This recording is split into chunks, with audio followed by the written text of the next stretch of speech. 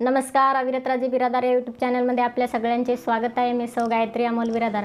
नेपाळमध्ये सध्या एक महत्त्वाचा उठाव झालेला आहे आणि त्या उठावामुळे प्रधानमंत्री अनेक मंत्री देश सोडून जाण्याच्या तयारीत आहेत। अर्थात का झाला हा उठाव, तर जनरेशन जी या संदर्भातून तो उठाव आहे की जनरेशन जी म्हणजे जी 15 ते 30 वर्षे वयोगटातली पिढी आहे त्यांनी तो उठाव केलेला आहे। त्यामध्ये विद्यार्थी वर्ग मोठ्या प्रमाणात सामील आहे आणि युवा आणि बेरोजगार वर्ग मोठ्या प्रमाणात सामील आहे। आता शासनाने तेथील नेपाळ शासनाने काही निर्णय घेतले की सोशल मीडिया सामाजिक माध्यमातील काही ॲप असतील, काही माध्यम असतील, फेसबुक असेल, व्हॉट्सअप असेल, ह्या अशा माध्यमांनी त्यांच्या देशातलं रजिस्ट्रेशन करून घ्यावं आणि अवघ्या 7 दिवसांचा अवधी त्यांना देण्यात आला होता। त्या 7 दिवसामध्ये जर नाही झालं रजिस्ट्रेशन त्यांच्या देशामध्ये आणि तेथील स्थानिक अधिकारी घेण्यात यावेत, लोकल अधिकारी घेण्यात यावेत, असे जर नियम नाही पाळले तर आम्ही ॲक्शन घेऊ पुढची, आणि म्हणून अशी सूचना केली होती। आता बऱ्याच माध्यमांनी त्याच्यावरती फारसं लक्ष दिलं नाही आणि म्हणून त्यांनी तात्काळ बंदी आणली सोशल मीडियावरती त्या ठिकाणी। आता बंदी आणल्यानंतर तिथे उद्रेक झाला, आक्रोश झाला आणि पार्लमेंटला वर हल्ला करण्यात आला। आणि हे हल्ला करणारे कोण असतील तर ते मोठ्या प्रमाणात युवा वर्ग, बेरोजगार वर्ग आणि विद्यार्थी वर्ग। का केला यांनी आणि शासनाने बंदी का आणली सोशल मीडियावरती तिथं, ह्या दोन्ही गोष्टींचा विचार होणं महत्त्वाचं आहे। कारण की ज्यांनी हल्ला केला ते त्यांच्याच देशातले आहेत आणि जनतेतले आहेत, आणि ज्यांनी बंदी आणलं ते शासन आहे। तर बंदी का आणली तर दाखवायचे कारणं वेगळे, आपल्याकडे म्हणतात ना, दाखवायचे दात वेगळे आणि खायचे दात वेगळे। तेथील सांगितलं की त्यांनी आपल्या राष्ट्राच्या हितासाठी आम्ही बंदी आणलेली, हे दाखवायचे दात झाले। पण मुख्य काय आहे तर जनतेमधून शासनाच्या कारकिर्दीवरती मोठा एक विरोधाभास दिसत होता। त्या ठिकाणी विरोध उमटवण्यात येत होता, तो दर्शवण्यात येत होता। आणि ह्यानंतर देशामध्ये शासनाच्या कामगिरीवरती कुणीही बोट दाखवू नये, विरोध उठवू नये, उठाव करू नये, हा उद्देश शासनाचा मेन होता की आमच्यावरती जर तुम्ही काही बोट दाखवाल, आमच्यावरती जर तुम्ही कोणी विचार मांडाल असे आणि आमच्यावरती उठाव कराल तर मग डायरेक्टली प्रसार माध्यमच बंद, हे सोशल मीडियाच बंद, अशी कारवाई डायरेक्टली। आणि मग तर मात्र उद्रेक झाला तेथील, आणि त्या उद्रेकामागे मुख्य कारण होतं बेरोजगारी आणि भ्रष्टाचार, जे भारतामध्ये सुद्धा जास्त थैमान घेतलेले आहे, बेरोजगारी आणि भ्रष्टाचार। भारत देशामध्ये खूप मोठा धडा शिकण्यासारखा आहे पुढाऱ्यांनी की आपल्या देशामध्ये सुद्धा बेरोजगारी आणि भ्रष्टाचार हाच मुद्दा भयान झालेला आहे जो नेपाळमध्ये होता। किती वेळापर्यंत कुठलीही व्यक्ती असेल, कुठलीही वस्तू असेल, प्रत्येक वस्तूला, प्रत्येक व्यक्तीला मर्यादा असते, विशिष्ट मर्यादेपर्यंत माणूस थांबू शकतो। त्या मर्यादेच्या पलीकडे काम गेलं तर उद्रेकच होतो। मग पार्लमेंटवर हल्ला केला काय, आणि त्यामुळे अनेक मंत्री, अनेक राज्यकर्ते, अनेक पुढारी यांच्या घरावरती सुद्धा हल्ले झाले, पेटवण्यात आले घरं त्यांचे राजकीय पद गेले या उठावामुळे।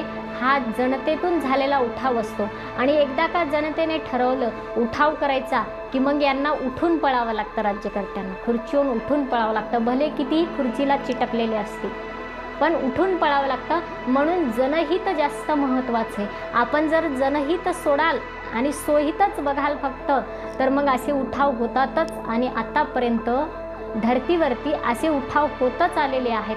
हा इतिहास कधी विसरता कामा नये, आणि म्हणून हा उठाव त्या ठिकाणी झालेला आहे।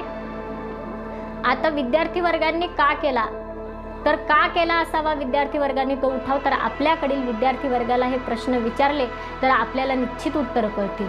बेरोजगार युवकांनी हा उठाव का केला, तर आपल्याकडील सर्व कुटुंबांना, जवळपास हे सामान्य आणि मध्यम वर्गातल्या कुटुंबांना हे प्रश्न विचारले तर आपल्याला नेपाळमधील उठावाचे सगळे उत्तरं मिळतील, काही वेगळं नाही। इथला बेरोजगारीचा समस्या आणि तिथल्या बेरोजगारीच्या समस्या हे एकच असतात, वाढती बेरोजगारी, वाढता भ्रष्टाचार। भ्रष्टाचारामुळे उठाव का केला, तर येथील सगळ्या भ्रष्टाचाऱ्यांना जर आपण प्रश्न विचारले तर भ्रष्टाचारी काही उत्तरं देणार नाहीत आपल्या देशातले, पण आपल्याला माहिती आहे भ्रष्टाचारामुळे आपलं काय काय नुकसान होत आहे, प्रत्येक व्यक्तीचं नुकसान होत आहे, प्रत्येक सामान्य माणसाचं नुकसान होत आहे। प्रत्येक सामान्य माणूस धोक्यात आलेला आहे येथील भ्रष्टाचारामुळे. आणि आपल्यालाच आपले उत्तरं आपल्या देशातच बसून उत्तरं मिळतात की नेपाळमध्ये उठाव का झाला असावा. आणि हा उठाव फार दूर नाही, आपल्या जवळच आहे. यापूर्वी आपण पाहिलं बांगलादेशमध्ये झालेला उठाव, तेथीलही प्रधानमंत्र्यांना देश सोडून पळावं लागलं. अगदी हीच परिस्थिती नेपाळमध्ये निर्माण झाली. तेथील अनेक राज्यकर्त्यांना देश सोडून पळावं लागलं. अनेक राज्यकर्ते देश सोडण्याच्या तयारीत आहेत. आणि आपण धडा घेतला पाहिजे की आपल्यापासून हा उठाव दूर नाही, फार जवळ आहे. आपल्या शेजारील राष्ट्रामध्ये जर ही परिस्थिती होऊ शकते तर आपल्या राष्ट्राचं काय? तर आपल्या राष्ट्राचं काय याचं उत्तर आहे आपल्या देशातील ही भारत माता अतिशय संयम आहे, खूप सहन करते ही म्हणूनच हिचं नाव माता आहे. घरामध्ये आई जेवढं सहन करते तेवढं कुणीही सहन करत नाही, म्हणून आईच आपल्या देशाचं नाव आहे भारत माता. याच्यामुळेच म्हटलेलं आहे की येथील माणसं, हिच्या उदरी जन्माला आलेली ही जनता ही सुद्धा किती संयम बाळगते याचं उदाहरण आपल्याला कळतं. बांगलादेश असेल, नेपाळ असेल, या सगळ्या राष्ट्रांपेक्षा बेरोजगारी आपल्या देशामध्ये जास्त आहे.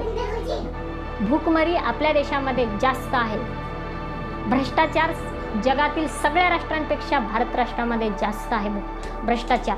तरीसुद्धा आपण संयमी आहोत, आपण शांत आहोत, संपूर्ण जनता आपली शांत आहे. अजूनही उठाव केला नाही याचा अर्थ जनतेला काहीच कळत नाही असा नाही, असं राज्यकर्त्यांनी अजिबात समजू नये. पण पुढाऱ्यांनी हे लक्षात घ्यावं की आपले सुद्धा दिवस आता जवळ आहेत. आणि असा उठाव जर भारतामध्ये झाला तर आपल्याला सुद्धा देश सोडूनच जावं लागेल. हेच डोळ्यासमोर ठेवावं लागतं आता पुढाऱ्यांनी.